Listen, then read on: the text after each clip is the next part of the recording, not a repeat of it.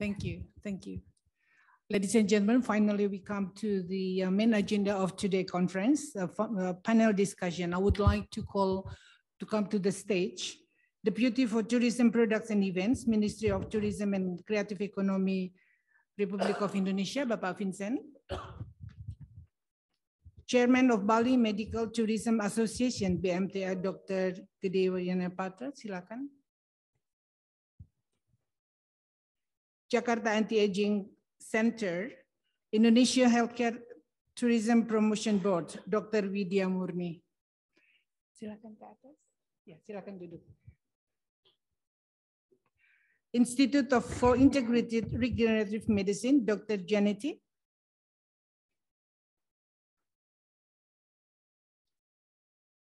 President of World Tourism Network, Dr. Peter Tarlo.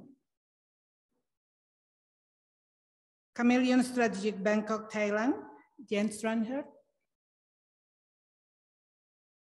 General Manager Turkish Airlines Indonesia, Haji Osgun.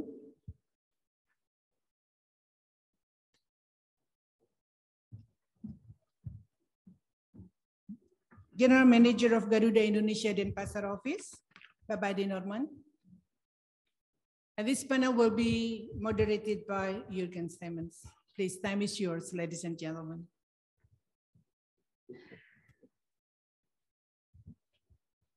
Well, thank you very much for being on this panel. I think it's, please go ahead.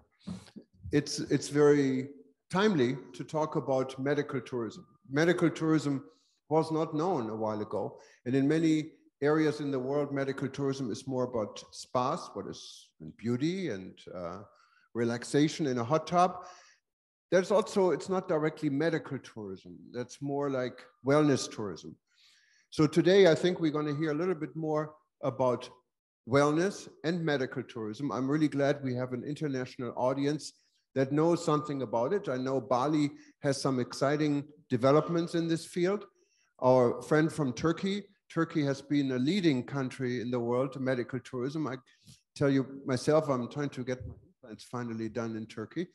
And of course, the United States, Peter, he teaches medical tourism.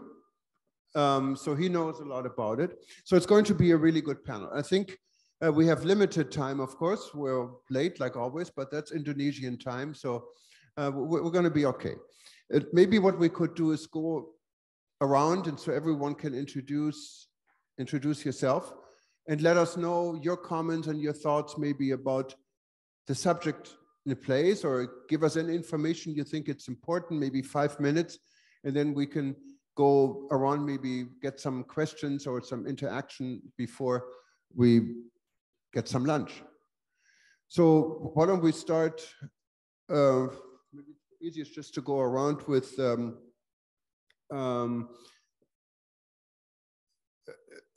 Mr. Haji Osgun, and I don't speak Turkish. I told him before, I've been to Istanbul a million times. It's one of my most favorite cities, but I don't speak Turkish even as a German. So I hope I pronounced this correctly. Go ahead. Okay, go ahead. Ladies and gentlemen, welcome today. My name is Haji Ömer Özgün. You can call me Ömer. I'm Deputy General Manager, Turkish Airlines in Indonesia. I've been living here for 5 years in Jakarta, actually. So we can speak English, Turkish, or Bahasa, no problem. You know, the Turkish Airlines flies more countries than any other airlines in the world. We fly 344 worldwide destinations with 429 aircraft. Because of Istanbul's location, one of the most convenient place in the world for transit flight. So it makes us one of the most convenient airline company for tourism and also business purpose trip and also medical tourism as well. Istanbul is one of the best destination in the world for medical tourism. So for Istanbul or for Indonesia, what purpose you want to fly as medical tourism or wellness tourism to Indonesia or to Istanbul, Turkish Airlines provide one of the best service, and also Turkish Airlines provides good benefits and price for this purpose. So if you have any question, then after that, I will try to reply you. So thank you coming here tonight. Thank you very much. Let's go to Jens. Good morning, everybody. Thanks again for WTN for inviting me to this fantastic event. It's great to be here. My name is Jens Trainhardt. I'm the former CEO of Barbados Tourism for the last 2 years in the Caribbean, and previously I was the executive director of the Mekong Tourism Coordinating Office based in Bangkok for the past 8 years. And I'm the founding partner of Chameleon Strategies, which is a bespoke strategy consulting firm really focusing on destination management. And as it relates to destination management, I think wellness and medical tourism is an important component when it comes to product development and experience development. I think it's important to differentiate, though, between medical tourism and wellness tourism. I think especially in countries like Korea, Thailand, other ones, I think medical tourism is a important revenue owner for economic development. Living in Thailand, living in Bangkok, obviously there are top class hospitals, probably some of the best in the world, that have outstanding services, but obviously also provide a very good price value system that motivates people from all over the world, if it is from the US or the Middle East, to come to Thailand to get medical treatments, combined with obviously good weather, good service, and maybe a post or pre-vacation. So I think Thailand has been positioning itself really as a medical tourism destination. For me, I think the whole notion of wellness tourism is probably more interesting when it comes to destination management. I spoke yesterday about social enterprises, and even with our experience Mekong collection that we developed in the greater Mekong sub-region, comprising of countries from Cambodia, Laos, Myanmar, Thailand, Vietnam, and parts of China, we had wellness tourism experiences there that go into the wellness area, from massages, blind people, where really it's developing people and giving back to the social system. So I believe that wellness tourism, really to create experiences, but then giving back to the community and building sustainability, can be a very important component. Thank you. Hello, a very good morning to everyone. And I'd like to thank WTN for inviting us, and also especially to Ibu Moody. Basically, I'm from two parts of the world, from Malaysia and also from Sweden. And we actually, I'm in practice for the past 34 years as a modern medicine. I was trained in modern medicine, that's allopathic medicine, where we are based in pharmaceutical intervention. But for the last 20 over years, I've been focusing more on natural medicine. And those days we started with the word anti-aging medicine, and then we evolved to now integrative medicine, where a lot of modalities, if you heard of functional medicine, energy medicine, aesthetic medicine, it's all under that. So what we do is that we give the patients a choice if they want to go the pharmaceutical way or the natural medicine way. And it's a choice for people because, as you know, the fourth leading cause of death today is actually ADR, which is adverse drug reactions. It's the fourth leading cause of death, is giving people the wrong medications. So we are in this part of the world where natural medicine, we date back to 7,000 years, actually, especially when it comes to herbal medicine. And this is where I think a lot of these plants are indigenous to Southeast Asia. And this is where we can actually do it in a very systematic approach, in a very professional platform. But it's also there in other parts of the world, other continents like Australia, right? And in Europe, where we use herbs. So this integrative medicine is just not about eliminating or leaving out modern medicine. It's about the synergy of diversity in medicine, what suits the patients best. So for the past over 20 years, I've been in this space of being an educator in nutritional medicine, in natural medicine, in herbal medicine, in aesthetic medicine, because all this can be done the natural way. And actually in Indonesia, they have one of the best traditional medicine. And we are speaking about integration in a very, very professional platform. I think coming to this forum, which is tourism, it's fantastic. There's no better land than this. Come for a holiday and come for natural medicine in an integrative medicine manner.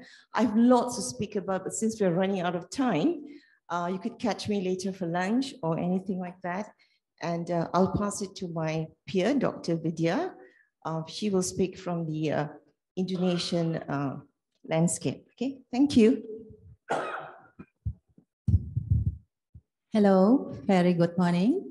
Thank you, Ibu Moody and World Travel Network for inviting me. I'm Dr. Vidya from Jakarta Anti-Aging Center. Just as what Dr. Janeti said, that I'm also practicing integrative and functional medicine. We try to find the root of cause. And if we work for the health tourism, we're not working only for the sickness, but also for the healthy people. Maybe some of the travelers are not getting well, so they might try how to become healthier while they travel in Bali.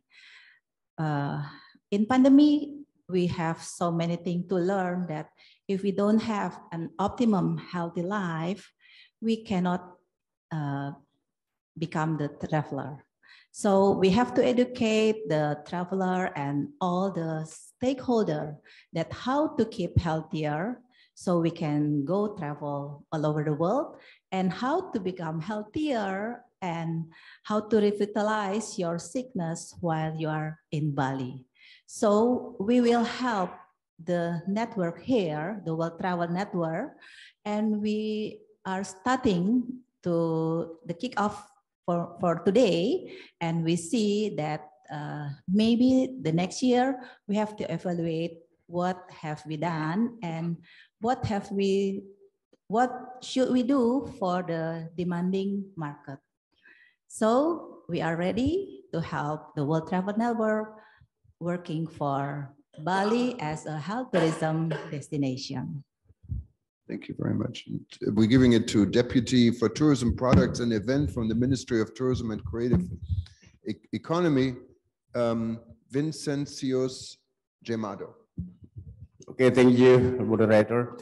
I'm very happy to be part of this session here. And I am one of the deputies in the Ministry of Tourism and Creative Economy, responsible for the tourism products and events organization. What makes me happy to be one of these participants today, that now Indonesia is really trying to differentiate and to diversify the products of tourism. Why? Because one of the key success factors of tourism is how you differentiate and how you diversify your products. Well, as far as the health tourism is concerned, if you look at the global statistics, okay, this kind of tourism has grown to 10%, 10.8% in the last 4 years. And it's believed to be growing by even 16% until 2025. Okay. Moreover, if you look, I'd just like to take the example for Malaysia. Okay, you know how many people, Indonesian people, go to Malaysia for health tourism, medical, and for wellness. Okay. So from 1.2 people for health tourism in Malaysia, 60% are from Indonesia. 60% from Indonesia. So there is a leakage. Okay. So based on this, okay, a few years ago, the President of Indonesia, His Excellency Joko Widodo, is thinking hard how to develop this health tourism, medical and wellness. Okay? So based on this, in the short term, the goals of Indonesia health tourism, which also included the wellness and medical, okay, to prepare Indonesia as a primary health tourism destination and to gain trust of Indonesian. This is very important. Okay, how to get trust from Indonesian people themselves. Okay, because this is the main point. They still believe that Penang or some other cities in Malaysia the best for wellness, for health tourism. Okay, so the first thing that we need to gain the trust and the conscious or the awareness from the Indonesian people themselves. Okay, and these goals were also driven by the shift in tourism trends. Yeah, now one of the global trends in tourism that people are trying to find the healthy destinations, so clean destinations, and also they concern more about health now. So this is also one of a driver. Okay? And if we try to lay on the groundwork, okay, the Ministry of Tourism and Creative Economy and the Ministry of Health, okay, already signed the MOU, okay, in 2017. And the development of promotion of health tourism until 2025 will primarily focus on medical tourism and wellness tourism. So these are two new products that we are going to focus on until 2025. Okay? And according to the surveys carried out by both ministries, Indonesians seek treatment for various disease areas overseas, driven by a combination of trust, quality perception, convenience, and adequate supply. It is also noted that the type of service that most Indonesians look at are medical checkups. Yeah, I think this is very important to note. Also, there are 10 key provinces with highest outbound spending on medical tourism. They are Jakarta, Bali, Riau Islands, okay, Riau, East Kalimantan, North Sumatra, South Sumatra, South Sulawesi, East Java, and Central Sulawesi. And those are, looking for the treatment from Malaysia. Yeah. So some of the most notable quick win programs the Indonesian government is trying to follow. Okay. The first, establishing a branding logo for health tourism. Okay. Organizing hospitality training by appointing the tourism polytechnic in Bandung, okay, to provide hospitality development assistance for human resource, okay, and also encouraging the formation of medical tourism management entities or bodies in several regions, whose role is to develop and promote the potential of regional medical tourism. Currently, it has been formed in 4 locations, namely in North Sumatra, province of Bali, North Sulawesi, and Malang City. Okay? So we try this as a template, and later on we try to amplify this in many provinces. Okay? So organizing the upcoming business also. Okay? So on 10 of October, we are going to have a Indonesia Health Tourism Expo Forum. Okay? And this activity will be held in Jakarta.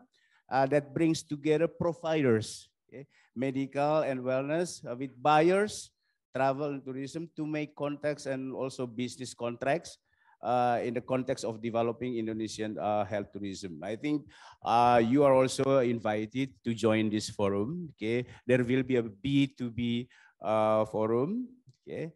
And also, I'd like to announce that the development of the special economic zone on health tourism in Sanur, okay, this is led by the Ministry of State-owned enterprises, and is mainly designed to further facilitate Indonesians with integrated world-class health facilities. So we are going to have a new area for the medical and wellness tourism in Sanur. Okay, and soon it will be, I think, officially inaugurated by the president. I think maybe in February next year, and this also will be integrated into MICE facilities. So I think that's the information that I'm going to share with you today, and we really need your ideas, insights into understanding more how to develop the wellness and medical tourism. Thank you.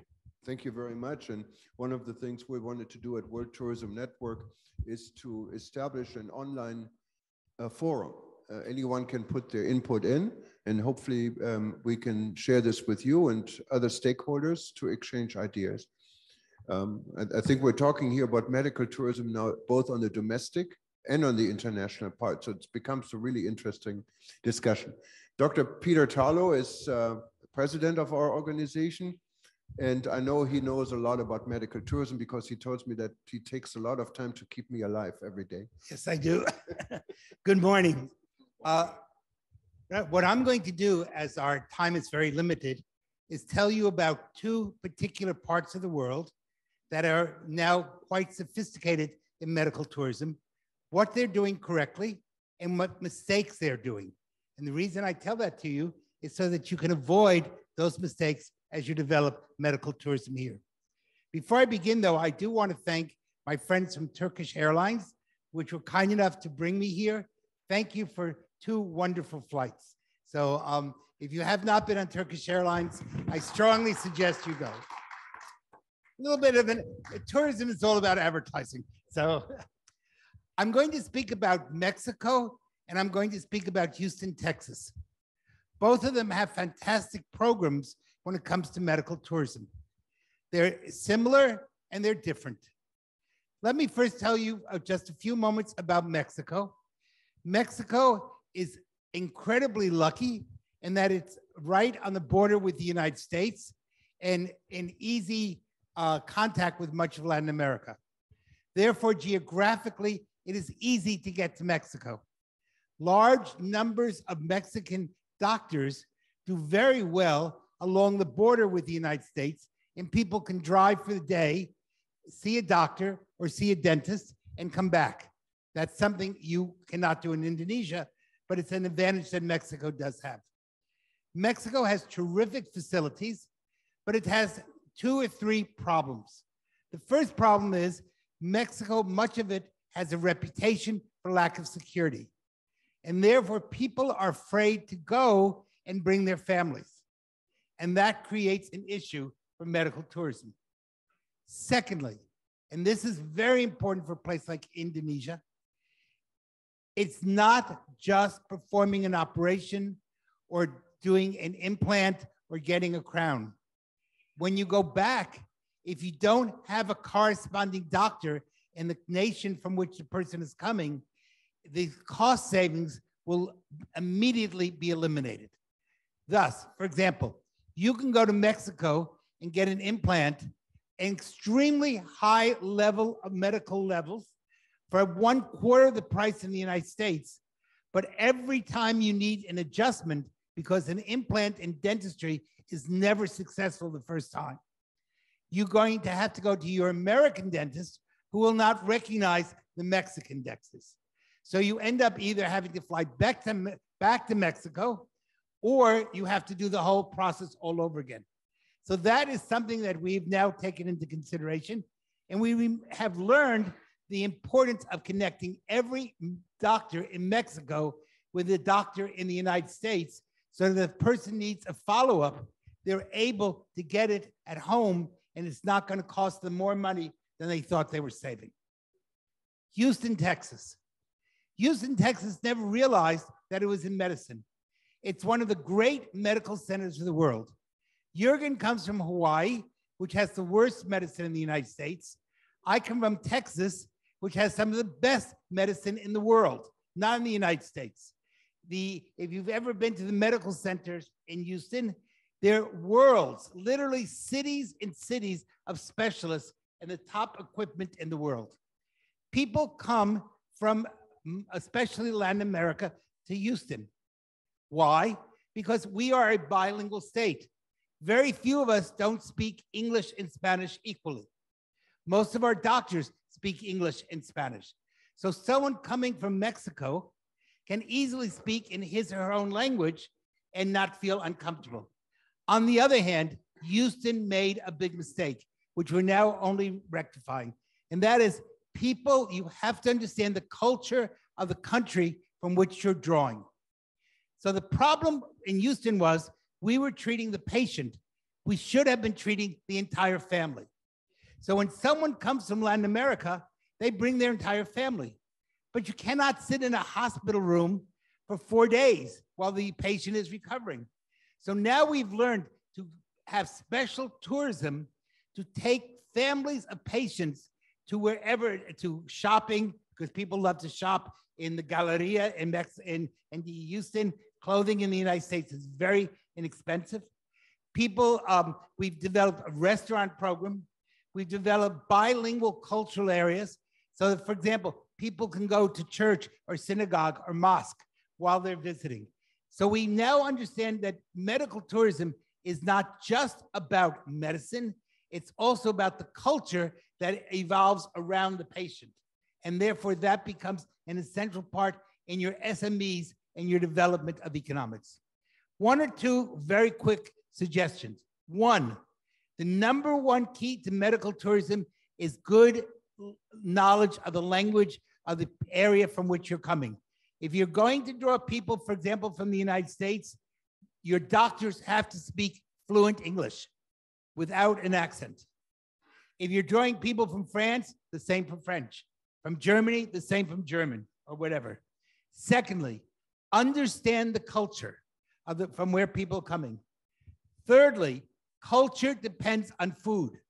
So if I bring someone from the Muslim world, for example, or the Jewish world to Houston or to Mexico, and they serve them pork, you just destroyed everything you wanted to create. If you do not understand holidays, if you do not understand the religions, if you do not understand the food requirements, you're going to fail. But if you do understand those, you're going to be very successful. So again, this is, I can speak for 2 hours, I won't, but this is give you just a few pointers on, you're just beginning your medical tourism, learn the mistakes from others and make it therefore successful. Thank you.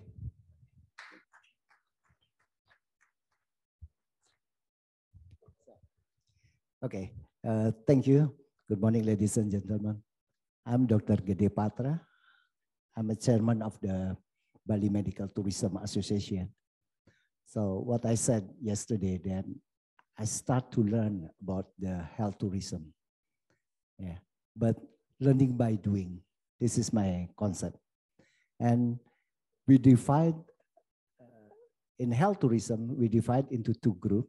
The first is healthcare tourism or medical wellness, and the other side is medical tourism based on the treatment for the sick people.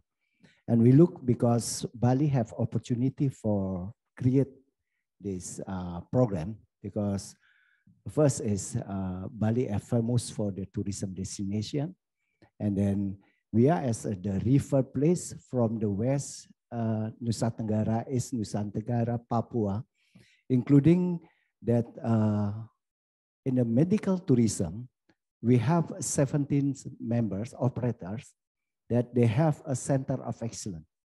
And some of the center of excellence has already have response from the local people, including from the foreigners. Special for the plastic surgery, for the dental, it's come from the Australia. Yeah.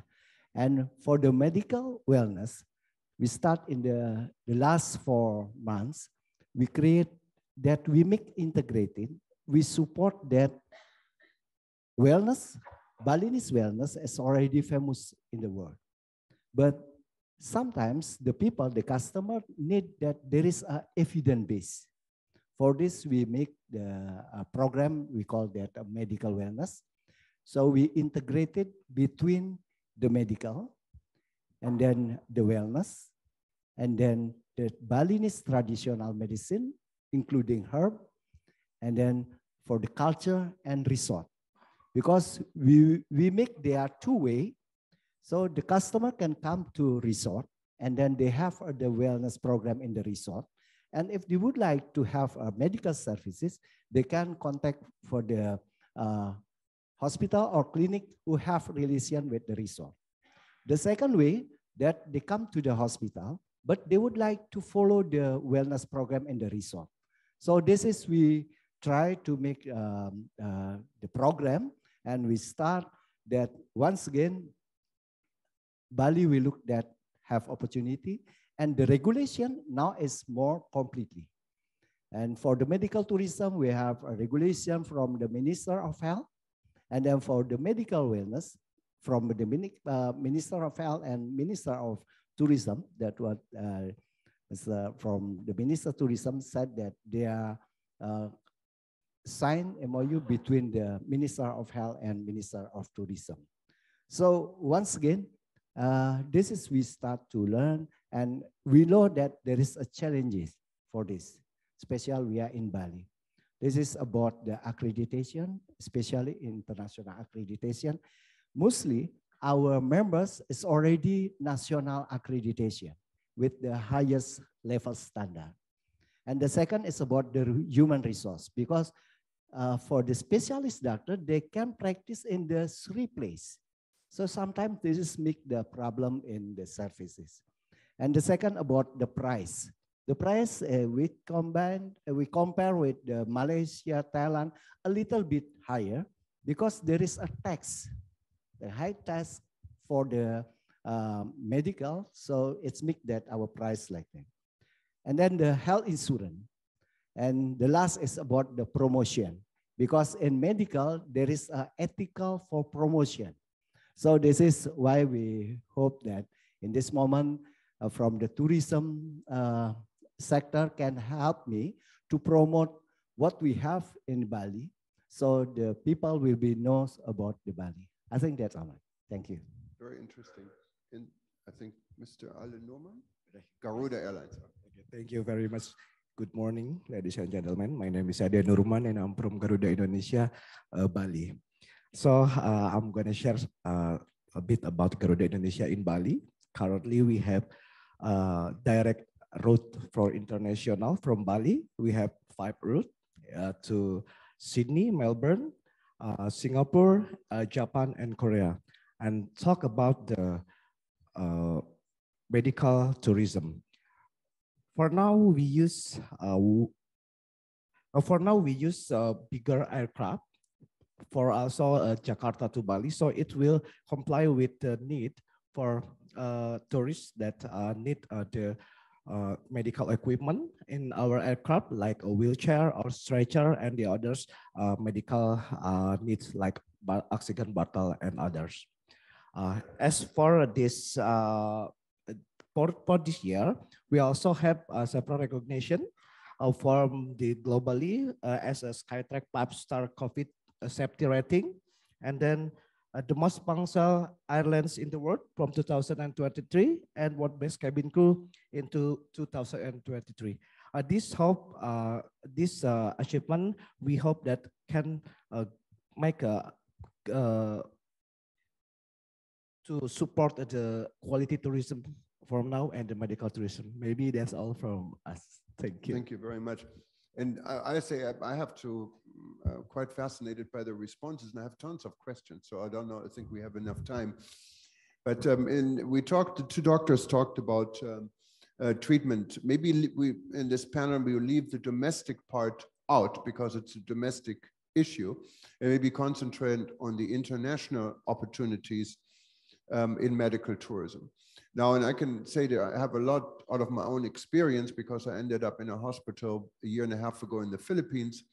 And when I came home to Hawaii, I couldn't get any doctor's appointments for follow-up. So my flesh-eating bacteria came back, and I had to get a very expensive treatment. I got it back under control. And finally, they only got it under control in Germany. So when I went to Germany, I saw all kinds of other specialists like cardiologists, and they came up with different things and solutions. And when I took these reports back to Hawaii, they're all in German. I speak German. For me, it was no big deal. But the doctors don't speak German, and the insurance companies don't speak German. All of a sudden, they said they cannot cover it because I could not have a uterus. I said, well, I never said I had a uterus. So we had, there's a lot of miscoordination, I think, between treatment providers in another country and treatment providers at home.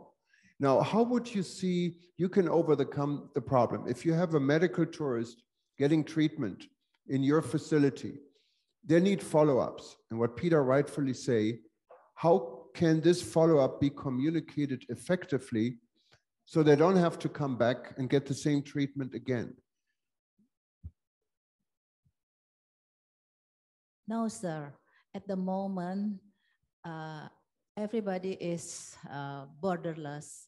So I also have a patient from abroad, let's say from Arab. And after I give my treatment, and we also can do the communication with the doctor through the email or through Zoom meeting, and they also can be treated by their doctor in their place. So no need to come back to having the same treatment with me, but we need to follow up. So what is the development and what need to be for further treatment in their place? And I'm sure. Jürgen, if I can add something to this, I think you don't want to, you're confusing a number of issues. In Jürgen's case, it was an emergency. We had to see a doctor in the Philippines. That is not medical tourism. That is the issue of finding a doctor because you're sick while on tour. Medical tourism is I choose to go to a place to get an operation because I want to combine it either with a vacation or with less expense. Those are two very different concepts. So you want to distinguish between those two. In either case, though, if we're talking about medical tourism, the doctor must have, prior to your coming, a corresponding doctor in the home country so that you're able to follow up. Now, that's not the same thing as in Jürgen's case, where he ended up just by accident going to a doctor. So do not confuse those. You will make a major economic mistake if you do. Secondly, you have to know which countries, if medical tourism is a form of tourism, the emphasis is on the tourism, not on the medicine. Therefore, you have to be able to find ways to bring people here. You're promoting it. For example, once a year in Mexico, we have a convention of medical tourism where I have 500 doctors coming together talking about how they can work together to bring in people from their key markets, which tends to be Canada, the United States, and Brazil. So therefore, it has to be in English and in Portuguese, but it's already pre-planned. If you do not build a good base, you will collapse. If you build a good base, you will succeed. But if you don't start from the point of medicine, you start from the point of the customer and the tourism, and then the medicine is what you're getting afterwards. You have a very good point, Peter. May I comment? Yes, please. Yes. Basically, yes, there's a huge, sharp distinction between an acutely you're seeking for a medical emergency and a planned. So the planned one is what we're talking about, medical tourism. Exactly. May I comment? I see a lot of Indonesian patients. I'm in Kuala Lumpur, all right? And I think they like to come to Malaysia is because we have the same culture, we speak the same language, and we understand your superstitions, your fears, your worries, your anxieties, and we know how to have the holistic approach. That is why even they're very rich, they could actually fly to US and pay USD, but they like to come to Malaysia because they have that relationship where we understand the culture. So this is why, like you say, if you have a planned thing, like in integrative medicine, we can do from sick care, from sickness, the whole spectrum, from sickness to wellness. Like what Dr. Vidya says, wellness is a huge industry. It's going to be bigger than sick care because sick care is very expensive. You need a lot of capital investment to build hospitals. State-of-the-art hospitals cost a lot of money. Whereas in Indonesia, you already have the whole infrastructure for a wonderful wellness, a medical wellness program. And this is where we can help because we do have the expertise. So instead of them having this leakage to fly out to Malaysia, we bring a team and people could stay back here And this is where, I mean, it's a win-win situation. Yeah, thank you. Yeah, thank you very much. So would you design medical tourism, non-emergency medical tourism treatment is best when you can conclude this treatment on the specific trip? Or can you do a treatment what needs a lot of follow-up treatment? So if you're talking about alternate medicine, you may have to take alternate medicine for some time for it to kick in. It's not going to kick in 1 week, right? Yeah, we have to be ready for whatever the people need. Maybe some of them need the acute treatment, so they need the ordinary hospital, but we also will provide the very special need that might not here at the moment. So we will provide them because of the demand is very high. So you might need the spa, but you need also the doctor who can treat the wellness inside out.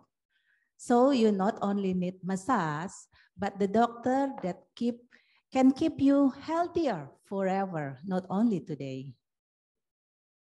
That's health medicine versus medical tourism. Right, right. Yes. And that, of course, would need some kind of communication in form of a report in English that is readable around the world at your home doctors. If it's not only Malaysia and Indonesia, it's a different matter.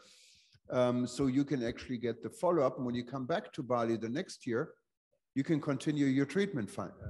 If the patient keep the trust on you, they will try to find you wherever they are. So let's build the good network. And do you think such networks are possible in form, you mentioned Zoom, Viber, WhatsApp, to establish, would that be a good idea for doctors to establish with the patients? Surely.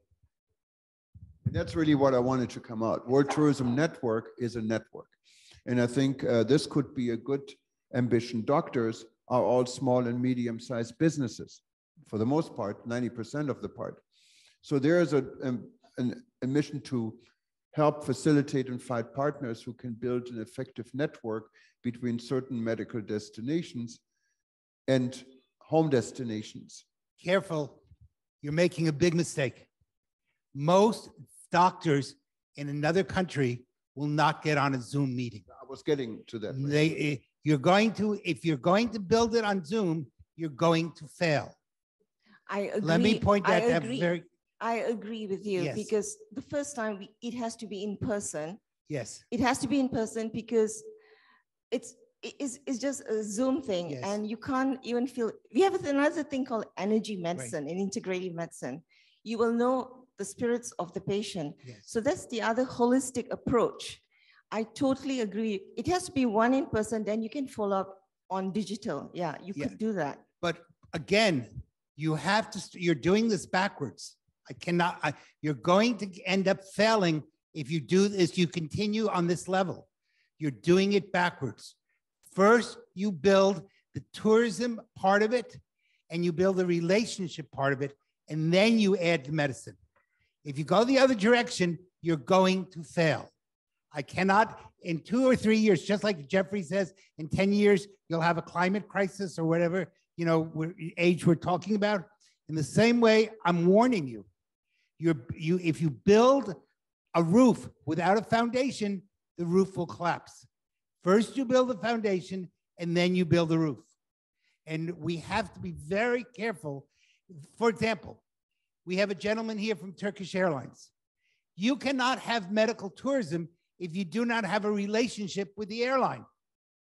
Suppose I want to come to Indonesia for whatever operation it is. But if I can't get here, or if the airline will not care for me, or will not provide a stretcher, or whatever it is, your tourism will collapse. So one of the parts you have to deal with is transportation. How do you work with the airlines? How will the airlines provide special food if that's needed?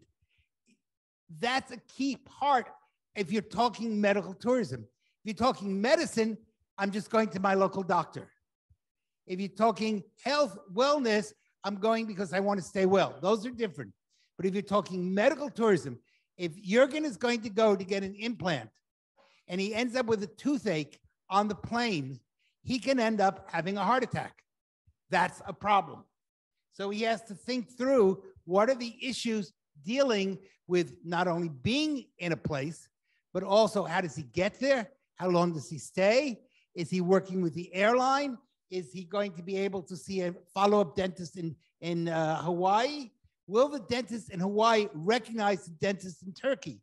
You have to start from the ground up and then build. I'm sorry if I'm beating this into you, but again, I don't want you to fail. I want you to succeed.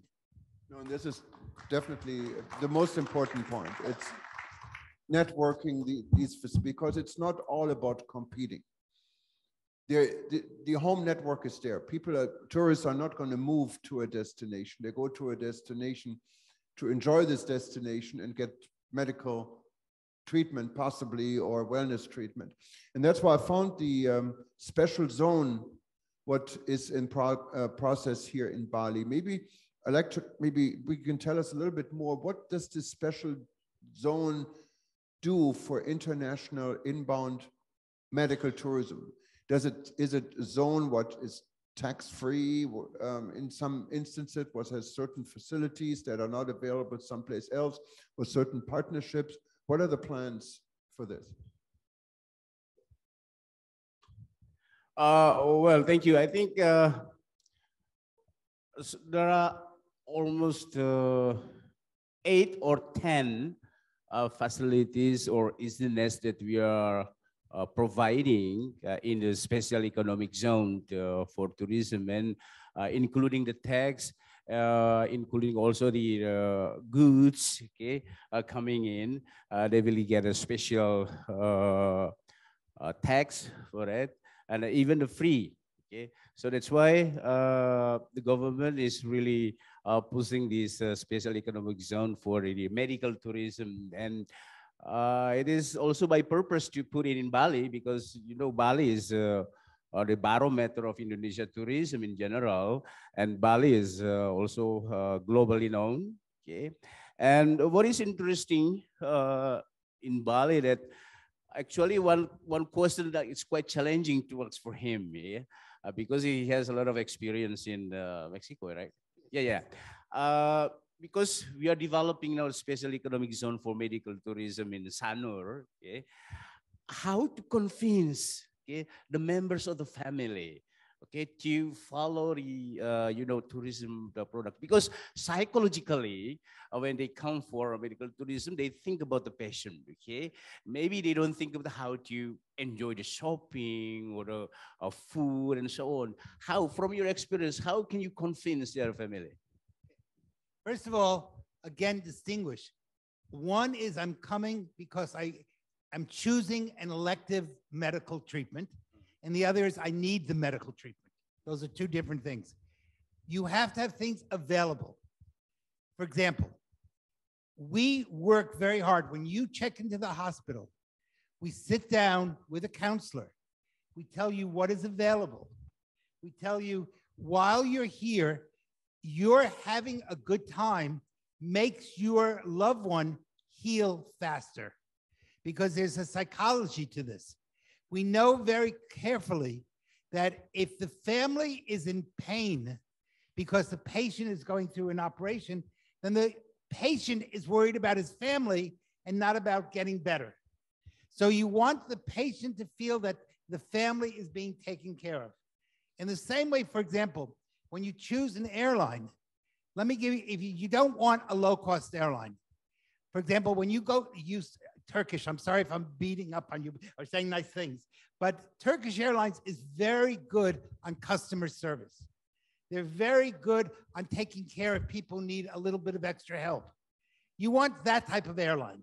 You don't want an airline that's just a bus in the air. You want someone that's going to give personalized service.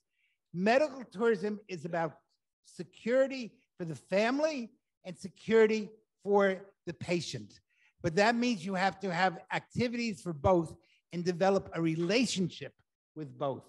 And the patient If the patient is not worried about his or her family, then they're going to not have the same fears and worries that if they were worried.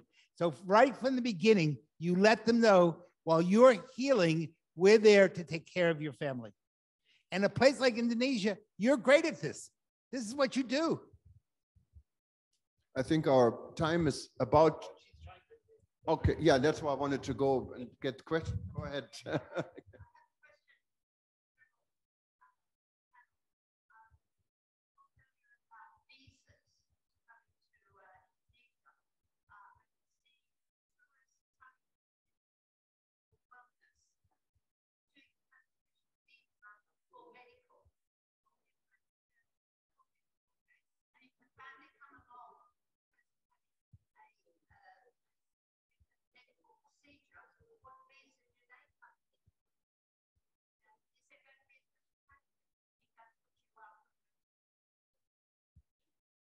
I don't think they have done it very straight to you because you're from the government, so he's the perfect guy. Okay, I think this is very interesting question. Okay, so the government now is trying to, make some facilities for the tourists coming to Indonesia for medical tourism. Okay, among others, we try to provide a special line in immigration, so there's no queue for that, and also we try also to have the special visa. Okay, to let them, feel comfortable while they are coming in for a medical checkup or medical visa. Like that. We learned a lot from Malaysia, the best practices now. So we try to also try to implement in Indonesia. Not yet, because it is still in the process of development. So I'm quite optimistic after February, once the inauguration of the special economic zone for medical tourism is officially opened by the president. I think we are thinking about this visa. Thank you. So stay well for the next year. I think we have to promote from now on. Yeah. Maybe this is my experience when to run the medical tourism. There is a patient from the East Timor-Leste come to Bali, and there is no special visa for that. But I make a coordination and collaboration with the immigration, that because this is must be there is a special way to keep the patient come to our hospital. Yeah, like this. Yeah.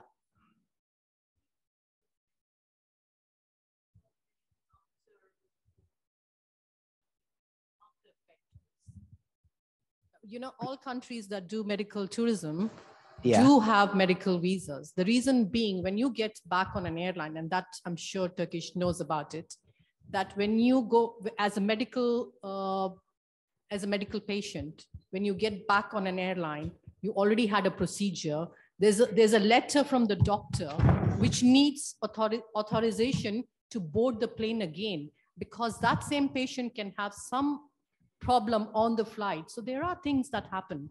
There is a need for a special medical visa. Yeah, for the critical patient, they usually there is a team for the emergency case. Yeah, so the team will be consist of. No, I'm not talking. Okay. I'm not talking about that. Yeah. It is a necessity by airlines. Okay. That if you've had a medical procedure, you do need a medical clearance, yes, to get back on a plane. Otherwise, they will not take you on. And I've seen this happen before. Yeah.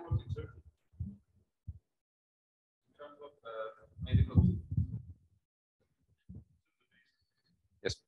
So country to country, the rules and regulation can change, and there is thematic system, and the other countries handling team check the regulation. If your situation is available to board, they accept. But if there is remarks, this passenger has this kind of condition, they need to show this kind of a paper based on the which country you start to travel. This change. Medical visa and a special permission to go back, and they ran into problems. So they had so many problems that they made a law that you cannot, if you have come on a medical visa, you do need to have clearance from your doctor giving your condition or what procedure you had before you can board a flight. India does not allow any medical passengers to go back with all those all those information. And of course, every country is different, of course. I'm saying no. Right. The only reason that it happened is because they didn't have this rule, but they started having problems. That's the reason they brought that rule out. If you had, just saying, as that's what you need to look at as well. If you have any medical operation, also your doctor has to provide fit to fly report. Without fit to fly report, you cannot accept. Yes. And I think Jens had also, I want to give another example. Like in Turkey, there are some medical organizations and they provide full package for customer. It includes airline ticket, and also travel agencies provide any hotels or something like that. Then you can buy whole package. Then they provide all kind of documents they need. Then as a patient, you fly to Istanbul or another country, you got your treatment and you can visit some area that you want to see. Then after that, with all documents that you need, then you can back to your country, and also you can continue your relation with doctor and hospital as well. I think the full package is more useful for customer and patients, I think. Maybe just to add, Thailand just implemented a special visa for medical tourism. So I think it is an important point, and it has really elevated Thailand as a medical tourism destination. It allows medical tourists to stay longer, and it can also be, I think, connected to family members as well. So very important what Peter said before. It's not just the patient, but it's the entire ecosystem around it as well. So I think it's a very important point, the medical visa. And of course, there is another addition to this. If something does go wrong, and there are all of a sudden expenses a tourist did not budget for, because you, of course, when you come for medical tourism, you know pretty much how much you pay. You have this money available. But what about if there's a catastrophic situation emerging out of this? Would insurance companies cover this? Should doctors that treat medical tourism be connected to major insurance networks, such in the US Blue Cross Blue Shield? What is the contingency plan to make sure, no matter what happens during medical tourism, if something goes wrong, what would be a plan B? And there's a second part to that, and that is lawsuits. Because if something goes wrong, that patient may start wanting to sue or looking for legal procedures. So you have to have not only, but that's not the country's responsibility, that's the ministry's responsibility to work with insurance companies around the world. In other words, for example, and my insurance covers me wherever I am in the world. So I don't have to worry. And other places that maybe, for example, have a national tourism, national insurance, they may or may not cover you if you go out of your country. The second part of it is you have to be prepared for lawsuits because there are legal issues. And for example, if there's malpractice on the part of the doctor, both the local institutions and international institutions need to be looking at that. So what I'm saying is, again, what we're saying here is you look first at the basis, and that is the tourism part. Then you add the medical part to it. You don't do it the other direction, or it will blow up in your face. And any more questions, please? I'd just like to make a few comments here too. And obviously the speakers have addressed the spectrum, and the last few discussion points raised the issue that we're coming very much from a medical perspective.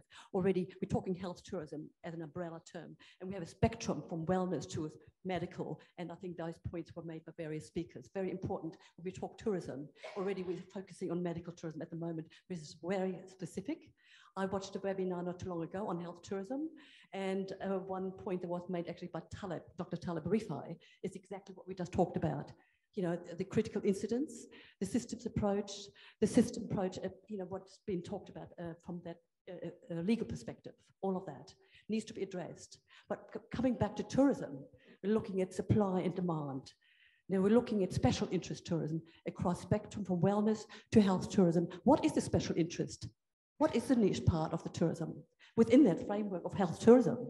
Let's look at that from a demand side and how are we supplying that. We talk about wellness tourism. We exist in body, mind, and soul. We travel in body, mind, and soul, right? That's where the holistic approach comes in. Very important to bear in mind if we're talking tourism. What is the attraction for tourists to come to Bali, to Indonesia, compared to, say, going to Germany? I lived in Dubai, I went to Germany. All the Arabs, a lot of them go to Germany for medical tourism, right? And they've got fantastic facilities in Dubai, may I say, right? So what is the attraction to go to a country from a tourism point of view? So this is what I think now we should possibly also look at, rather than getting focused on the medical tourism. Just one point, so if we can elaborate on the tourism aspect, because it's a tourism conference, how can we combine that and be aware of that spectrum as to supply and demand, whoever is involved from all the various SMEs perspectives? That's just my comment. May I add on the visa part, because I had taken patients from Indonesia to Germany for stem cell treatments, okay? And I have written letters and they got the visa based on from the doctor's recommendation for stem cell treatment in Germany. And the other thing I would like to commend my experience 25 years ago, but commercial airlines. I've accompanied patients from New York to Kuala Lumpur, and airlines are fantastic. Once you have a doctor's letter, they know what to do exactly. They have all the backup and everything. So I believe in even commercial airlines, it's all prepared. So all this thing about medical tourism is just not from the medical part, the doctors. Every surrounding stakeholder plays a vital role in the whole support of the industry of medical tourism. So we cannot stand alone, just the medical people.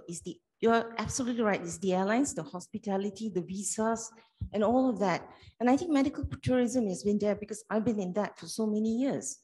And it's well facilitated, but it's just maybe not stipulated that well yet. And this is where maybe you guys can come in your experience, how to really write down the rules and make it very friendly for people, for patients, to know that this is it's not a stressful process, but it is, it's all there. It's just that we need to get together and put it all nicely on the paper. It needs the international coordination and cooperation, and that would be a big mission to accomplish. But the world is easy. It's easy these days to communicate and find these type of agreements. And it probably takes also for governments to sometimes understand we really should look at our country from outside a little bit than from inside, because you wanted to get tourists from outside who don't understand the inside. So all of this can work in harmony. And I think we're pretty much out of time. Lunch is ready. But if there's any last question, we would entertain it. If there isn't, we're going to meet back here at 1 o'clock. Where do they go for lunch? Yes, we're going to go for lunch. And Where? Well, that's what's going to be our master of ceremony telling you right now. But I just wanted to say, Peter, who's very hungry, but when he gets back at 1 o'clock or 1:15, because we're now already 15 minutes past, he's going to have his session on safety and security. So it's going to be, I can guarantee you, I've been at a number of events Peter's talked to, one at the Hawaii Convention Center, and he had the worst slot of any session. You would not believe, people did not go for lunch because they wanted to say, no, please go on.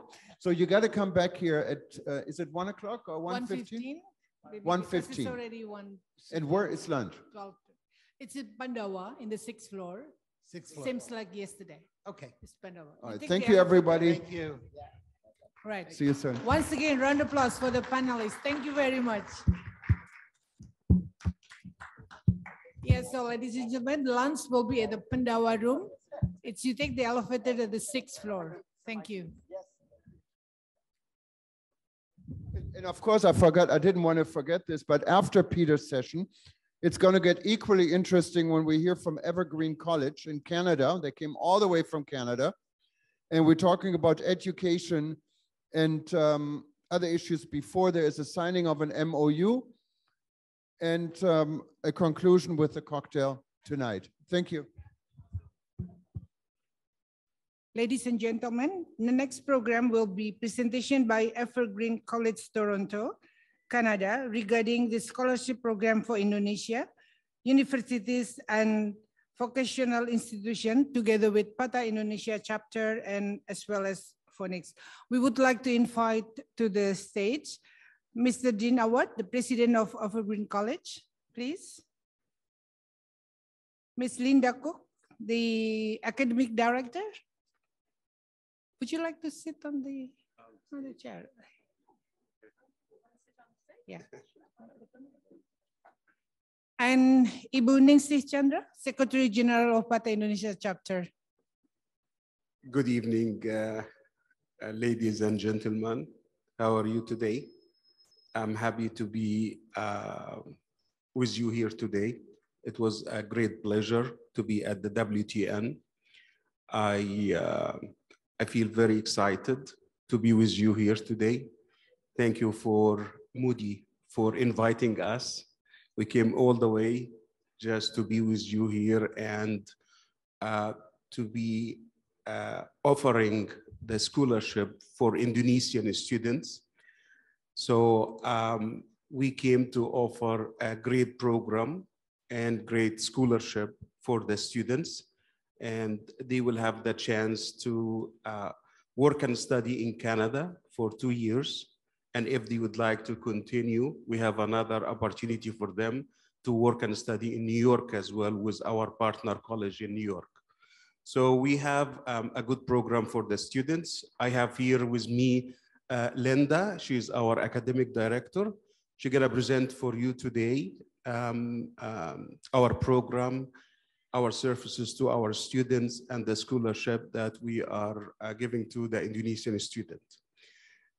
Thanks a lot for the invitation again. And I have actually a small gift for Moody. So if you wanna come, Moody.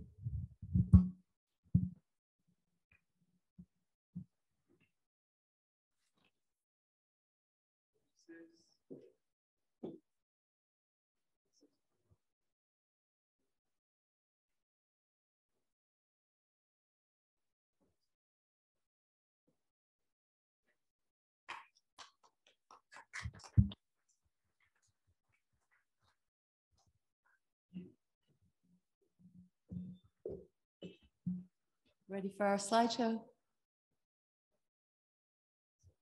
Program. Good afternoon, everyone. Big thank you to Moody and her team, to the WTN for hosting this event and for inviting us to be a part of it. It's been very enlightening, very enjoyable to listen to all of your speeches, especially about sustainable tourism. I think that's a wonderful initiative, and I wish all of you all the best with that project. We are here as a college from Toronto, Ontario, Canada, and we are on our second visit to Indonesia. We were here in October of 2019, and we made some wonderful connections with students, with agents, and with colleges here. And then unfortunately, 6 months later, of course, there was a pandemic, and all of the seeds we planted and the wonderful connections that we made, we're hoping to come back and renew the strength of that now. Our college is a career college. It's a vocational school. It's a private college. We're located in the central part of downtown Toronto, the financial district. And of course, Toronto is the largest city in Canada, and Toronto is the financial center of Canada as well. So including the financial center, of course, is where the conventions, the hotels, and all of the tourism and events take place there where we are. So our campus is in a very central location. We have campuses outside of the central core, but that's where our head office is. Please, if you ever are in Toronto or down our way, please come and visit Evergreen College. We'd love to host you. So our programs include hospitality. We have 2 hospitality programs, along with health, with social services, with childcare, IT, business, clinical research, and of course, as we say, medical programs and hospitality programs. So with this initiative for medical tourism, Evergreen College is very well positioned to host students from Indonesia who would like to gain Canadian credentials, either to stay in Canada or ideally to come back here and help build your businesses back home with Canadian international credentials. So that's really why we're here, to fit into all of your initiatives, to join with colleges, to join with hosts who may be interested in reciprocal agreements with us in Canada. We will also be going to the Philippines on our tour this time, and there's a convention there called Edu Canada, where the same kind of initiatives are in place. So that's why we're here today. We were very, very kindly invited by Moody and her team, and Theo is here, and to join us in our tour and to meet some of the partners and potential partners here. So we'll be we're in Bali, we'll be in Jakarta, Yogyakarta, and Bandung. Yes, so very, very much enjoying it so far. Aside from a little bit of jet lag, we're 12 hours back there in Toronto. So bear with us. I don't think we'll actually nod off, but we might be a little bit below our sharp point here today. So thank you for coming. Thank you for showing up. And we do have a presentation. If we could have that on the screen, that would be great. So we could share a little bit about our college with you. And please feel free to drop over to our table, pick up our business cards, and go to our website and find out a little bit more about our college. We'll just wait for the tech to come up. While that's happening, would anybody like to say anything? Yeah, sure. Thank you, Linda. Good afternoon, everybody. I'm glad to see you back after lunch. Yeah, I hope you are still awake. Yeah, I'm Ningsi Chandra from PATA Indonesia chapter.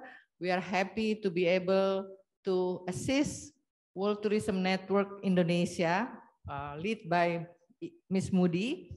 And also we are happy to be able to partner later on to assist our partner tourism school in Indonesia, in several cities in Indonesia, to try to collaborate with the program offered by Evergreen College Toronto.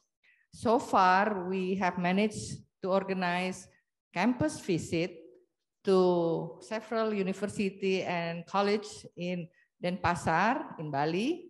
In Yogyakarta, there will be 2 institutions, a university that has a tourism faculty, and also in Jakarta, there will be 7, if I'm not mistaken, 2 each day from the 9th to the 11th of October. And then on the 12th of October, there will be several in Bandung, because Bandung is only 2.5 hours drive from Jakarta. So we managed to see several campus later on the 12th of October.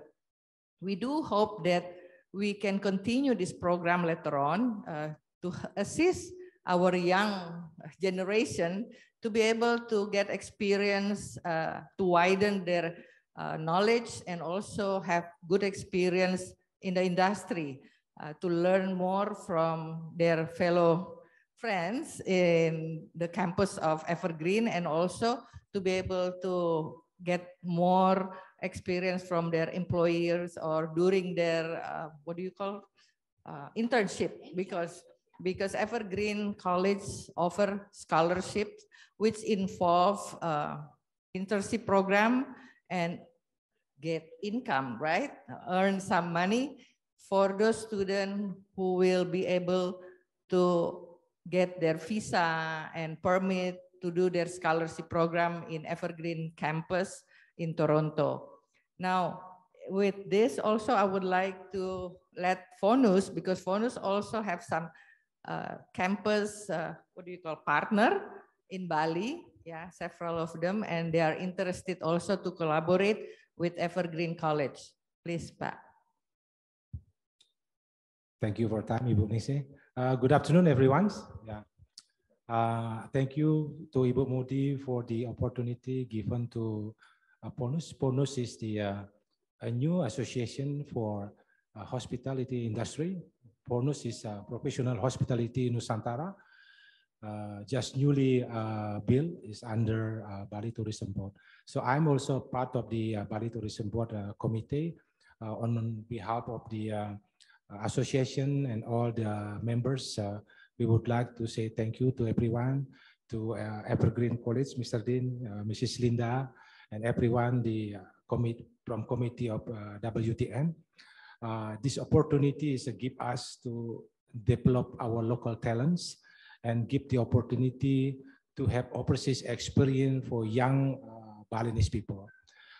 In a few days to go, starting on Monday, Tuesday, and Wednesday, we will accompany Evergreen College to visit some campus in Bali, especially in Denpasar.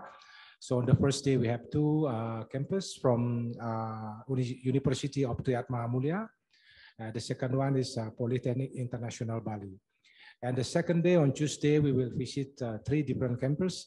The first one is Sekolah Pariwisata Bali and Institute Perhotelan Bali.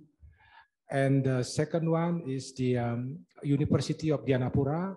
And the last one on the second day is LPK Elizabeth in Denpasar. And the last one of the biggest university in Bali, Polytechnic Pariwisata Bali, Poltekpar Bali, will be visit on the third day, and then we will share all the opportunity and the scholarship program from Evergreen College to everyone in the campus. Hopefully in the coming months, a lot of our young Balinese people, they gain and then they develop their skill to learn about hospitality in Toronto, Canada. So we wish that this program will be successful, and thank you very much for everyone. Thank you.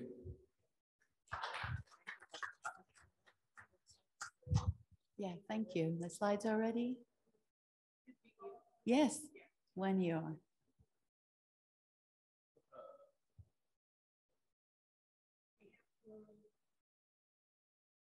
Yeah, 7 videos. It's a PowerPoint. Technology. Don't we love it? Just taught online for 3 years. I said to everyone, I'm a cave woman. I can't teach online, and it all works out in the end. Yeah. If I can do it, anyone could do it. Yeah, there may be a video.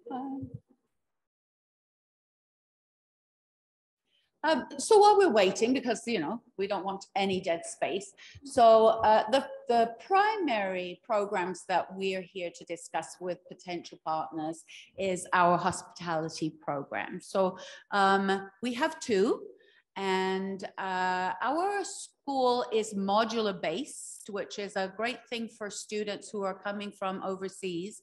Most of our students are international students. We do have domestic students as well. But if they're coming from overseas, the wait is not that long because we teach in a cycle. So it's a modular based program. So a student can come in at any module. This is an individual course, and there are multiple courses, but they're taught chronologically. And so that means that when a student joins our college, they don't have to wait longer than about a month before they can actually enter at any point in the program. And then they complete the whole cycle, and then they go for internship. So it's skills-based. Of course, they have to learn and pass the theory, but while they're studying, they can work 20 hours a week and be paid, and in school 20 hours a week. And then when they finish their theory, they go for the internship, which is 50% of the program. So it's very practical-based, employment-based program for them. So when they come in, they join our theory class, they attend school 20 hours a week, they can have a paid job in the sector. They can start looking for hotel jobs, even restaurants and tourism, and study 20 hours a week. And then after they finish all their theory, they have the opportunity to spend 40 hours a week working in the field. We have 2 programs. One is 1 year, so 6 months of theory and 6 months of internship. And the other program, that's called Hospitality Operations. And then Hospitality Management is 2 years. So it's a year of theory and a year of internship. So 50-50. So how that works then is that they have all that time that they can actually be working from the time they arrive in Canada. So it's a very attractive opportunity for students, whether they decide to stay in Canada, they'd like to live and work there, make it their home. We would love to have them, or they want to learn and get an international credential from Canada and then move back home and build the tourism industry here. Everybody wins either way, I think, really. So yes, here's our presentation, and thank you very much for scrambling. Good job. So here we are. So this is our scholarship and job-oriented diploma programs. And I was just mentioning that the 2-year program is called Hospitality Management, and it includes some more modules along the lines of managing a hotel and some of those administrative and management functions. So here's our table of contents. Here, as you can see, we have our president and founder, Din Awad. We are celebrating our 20th year as a college. That's better. We're celebrating our 20th year as a college. So we've been in operation since 2003. And this was Din's dream, to create a college where international students would be at home and would be able to learn skills and knowledge, and also the conduct and the expectations of Canadian employers, and be able to just ramp right off into a career as soon as they finish with us. So we're very diverse, just like Canada, just like Toronto, and we have accessible learning environment. We're currently hybrid, so they can study online as well. And we have a downtown Toronto head office campus and campuses in the suburbs, which makes it easier for students to commute because rents are a little bit cheaper and you don't have to head all the way downtown to come to school. The moment online, except for some required practical classes. So our programs are healthcare, business, community support or social services, technology, hospitality, and we also do corporate training and workshops, which are upon request, and we can provide faculty to do workshops at the workplace if they wish. So our team, of course, this is our team here in Indonesia, Ningsi, Moody, and Theo, and we're very privileged to be part of this. Thank you so much. I'm the academic director at Evergreen College, so I support all the faculty and students in their goals and their outcomes. And so our programs that we're focusing on here, hospitality operations and hospitality management, as I've described. So hospitality operations, as we say, entry-level positions in the field, and it is a one-year program for those that want something quick. Our scholarships make it extremely attractive for students who really don't want to spend a lot of money on academics. It enables them to get their skills and hands-on very quickly, and that's the one 6 months in class and 6 months out. Hospitality management is 1 year in class and 1 year out, and our programs are paid not by semester, but by the program. So on our website, if you go there, you can see what the content of the programs are, and our team can explain about the scholarships and the fees. Of course, why would anyone want to study in Canada? Well, aside from a little hiccup lately with India, usually people see Canada as a welcoming, safe, peaceful, polite country. And that's absolutely true. Most of us weren't born there. I wasn't born there, but I chose it as my home, and I'm very happy that I did. So it's multicultural, diverse, from anywhere in the world. If you arrive in Toronto, you'll find a community there. The restaurants that you like, the clubs, the sports, the people that are familiar to you. You'll hear your language spoken.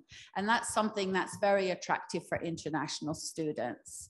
So So yes, this is and of course, tons of jobs. It's a very, very big, busy city. And for hospitality, as many of you may know, it's a destination for conventions and so on. Of course, we have the magnificent Niagara Falls, we have the CN Tower, but aside from those, we have beautiful, lively neighborhoods with fabulous restaurants and entertainment. So we do have suburban campuses. We're currently operating out of our downtown Toronto head office, but students who have to attend live classes will be closer to their campus if they are living in the suburbs. These are names that you may not recognize, but yeah, these are the areas that we serve. Of course, you can't be south of Toronto, you'd be in the lake. So it's only Toronto, north, east, and west of the city.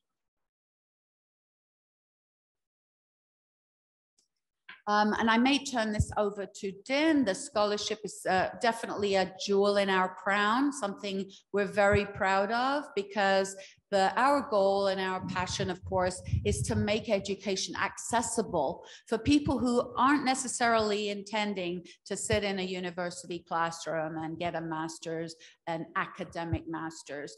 We think of ourselves as trainers in a way. We're training people for the jobs, and our faculty are industry professionals who have worked and managed in the field that they're teaching. So their passion for imparting that education to the students is palpable, but it also is their drive, but the confidence that students have because they know that the person teaching them is an industry professional and an expert in the field.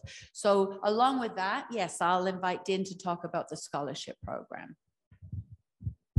Actually, Indonesian student in one of the nicest students that we ever see in our campus. They are polite, they are hardworking students, and they know their way. So we see a lot of success story from Indonesian students. So that's why we really are happy to offer a scholarship for Indonesian students to increase the number of Indonesian students in our campus. So we have a very generous scholarship for the students, and we are touring many colleges and universities in different cities in Indonesia to offer this scholarship for them. So it is a great opportunity for the students, and will be also a great opportunity for us because we will have a hardworking, dedicated student, and they will represent well Evergreen College. So that's why we offer the scholarship for Indonesian students. Thank you, Din. Yes, so this is an initiative where, I mean, it really is a generous scholarship. It's almost half price for the tuition for our program. So we won't go into numbers right now. That's not the purpose of this. But if anybody's interested in learning more, please feel free to grab a business card and connect with us. We've just put up, this is a tiny glimpse of some of our partners, but as you can see, it spans from luxury hotels to fast food and everything in between. And as we all know, the tourism industry, you know better than us probably, but the tourism industry has rebounded very fast. Toronto, you could hardly move on Saturday, last Saturday. We had our convocation ceremony and people said, I'm running late because of the traffic. And it's because we had Vladimir Zelensky from Ukraine was in Canada at the time, but also because there are sports, there's entertainment, shows, galleries, hotels, restaurants. It really is a lively, safe city for entertainment. So yes, a lot of our partners here, business and technology partners, we put a glimpse of those. Again, you can't fit much on a screen, but we have hundreds of employers and preceptors. And actually, as far as employment opportunities go, I get calls and emails all the time from employers. Can we come to your classroom and do a presentation? We'd like to do a job fair at your school. Please send us resumes. We're hiring. And it's because we do have a very strong reputation with the employers out there. And also because, you know, they feel confident that they can, that our students will be ready to come on board and work for them right away. And there are tons of jobs out there. Now, I'll never say to a student, we guarantee you a job, obviously. But at the moment in hospitality, the jobs are theirs to lose.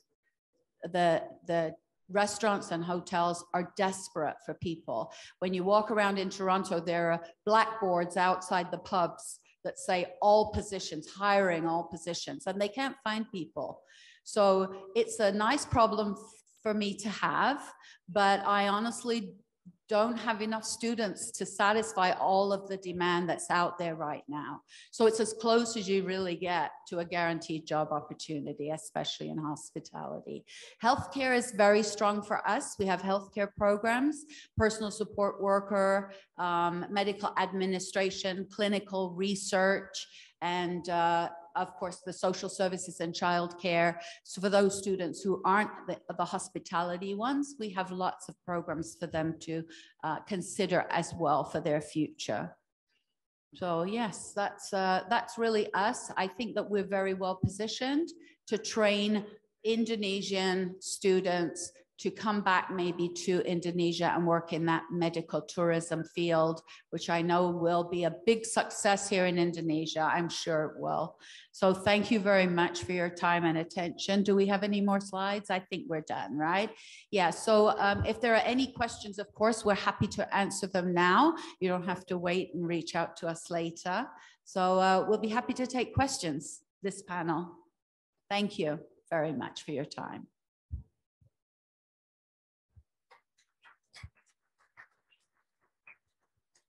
Yes, hand up. Yes, please.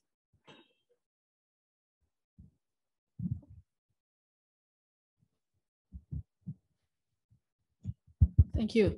Good afternoon. I'm Nila from one of the international private university in Indonesia, from Swiss German University. I think, Linda, we met yesterday. So just a brief questions. My university is actually having or delivering the double degree program with some partners in Germany as well as in Switzerland, which is delivering collaborations with La Rose as well as the IMI. My question, is it possible to, let's say, combining our program with your program, or is it supposed to be like a different option for our student if we would like to, let's say, combining our program with your one-year program that you just mentioned? Thank you. Absolutely, Jim will answer that. Yeah, thanks. Yes, actually, we are pretty open, okay, to discuss all of this opportunity between us. So we will have the time just to stay with the management and discuss all the academic details. And we are looking for one college in one city that can deliver our program locally in the city. So we have to find the right partner here. And we came during this visit to choose the right partner for us. Yeah. Right, thank you. You're welcome. Any other questions? I would like to take this moment just to introduce Brian Hunt. He's our associate with us today. Sorry, Brian.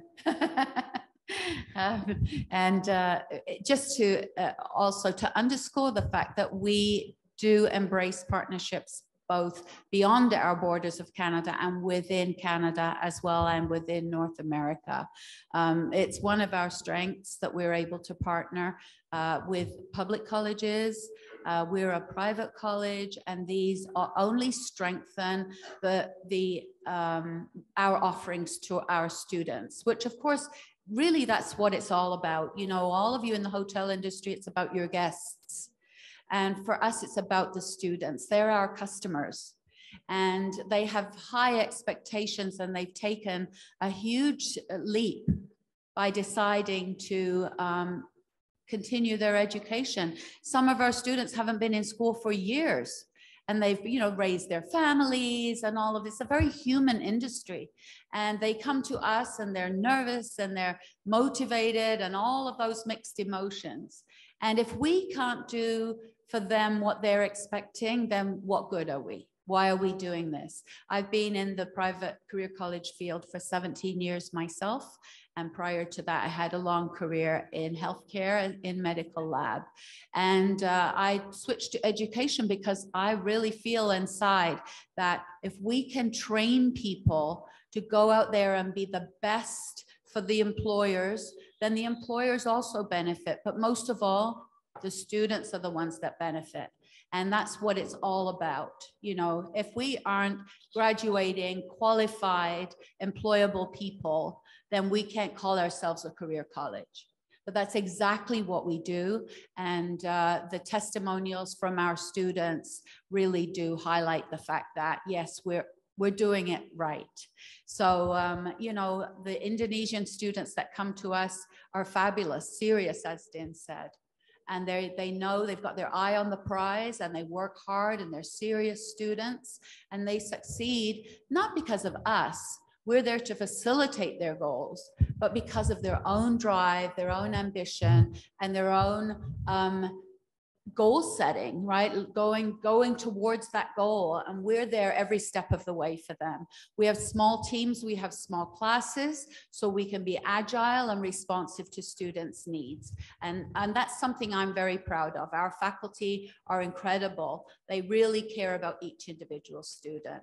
And so we're very happy to be partnering with Georgian College, which is about an hour and a half north of Toronto, and it's a public college, and we have with us our friend and colleague, Brian Hunt. Actually, we believe in the Indonesian market for international students to come in Canada and explore the life, the work experience, the study. And also we invite our partner, Georgian College, just to know more about Indonesia, know more about the students. So we have here today the Dean of Hospitality, Brian Hunt, and he will join us in the tour. Mustafa Aydin is the partnership manager for Georgian College. We need more Canadian college to come to Indonesia and to understand more about the students from Indonesia and just see what we saw in the Indonesian students. We will welcome more students in Canada, and maybe we will offer some program here in Indonesia under the Canadian credential, okay, to be more affordable to the student instead of coming all the way to Canada. So we will be able to offer an affordable education to a Canadian with Canadian credential here in Indonesia. So I really appreciate your time today. Thank you, and I wish you a good time for the rest of the day. Yes, a question, yes. Yes. Just a very quick question, someone having worked in education system. And I always love the internationalization of exchange programs because education happens also informally. And I always promoted that particular component way back in 20 years ago, formal to informal education. Of course, travel and tourism is informal, very highly valuable. So would you be envisioning also exchange programs or exchanges for Canadian students to come to Indonesia to actually experience from a tourist perspective the life and the education they can get here within the formal educational framework? That's just my question. As I explained before, we are open, okay, to many, to explore many opportunity for Indonesian students, either through student exchange.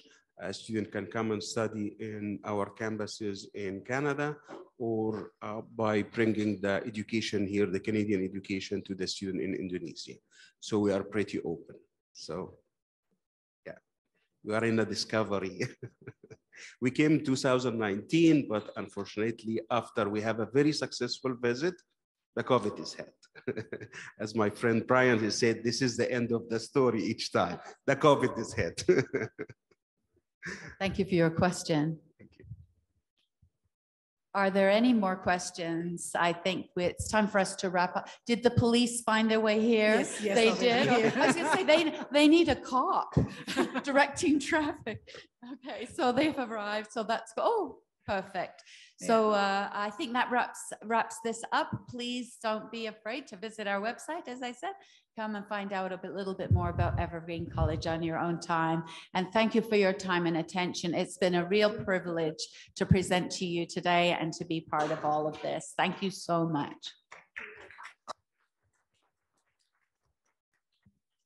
Thank you very much. Very enlightening, and we're really happy you're here all the way from Toronto, and we hope we can do a lot of good together. Thank you. Well, I don't really think I need to speak too long because we have a coffee break and snacks, and we're going to meet whoever wants to attend, as you said, at 5 o'clock for cocktails. So we have plenty of time to talk to each other. It's not such a big group here left, but regardless, I wanted to thank everyone for coming out and everyone for staying, who's here, who's staying to the end. It's wonderful. We're really excited. Everyone at World Tourism Network is excited. We had now more than 100,000 people actually looking parts of our streams for the last 2 days. So our message went way beyond our own walls here, what is good. And we hope we can achieve a lot after this conference, going step by step through all these different subjects we had discussed and touched here during our event. We're going to be learning a lot out of this, and hopefully we're going to have a lot of more steps to go, branch out, other events in Indonesia and other countries around the world. And again, from my end, thank you very much for coming to Bali, and we see you outside at the coffee break, and at 5 o'clock we have transportation to have some cocktails in Nusa Dua. Thank you. Terima kasih. And of course, I mean, we're not at the very end. I wanted to thank again everyone who is involved here from our team in Indonesia. You have been absolutely fantastic.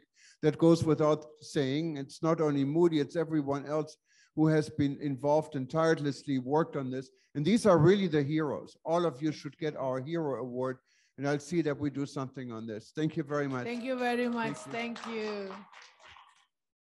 Kindly enjoy the coffee. And we have, so please do let us know, because we only have a transport good for 20 people, but maybe we have some other cars around, but kindly let us know who is going. Okay, leaving for Museum Pacifica at 5 p.m. from the lobby. Thank you very much. Are you ready to connect to a perfect journey with Turkish Airlines? To feel refreshed? To discover unforgettable flavors? To connect to a journey that's perfect because of you.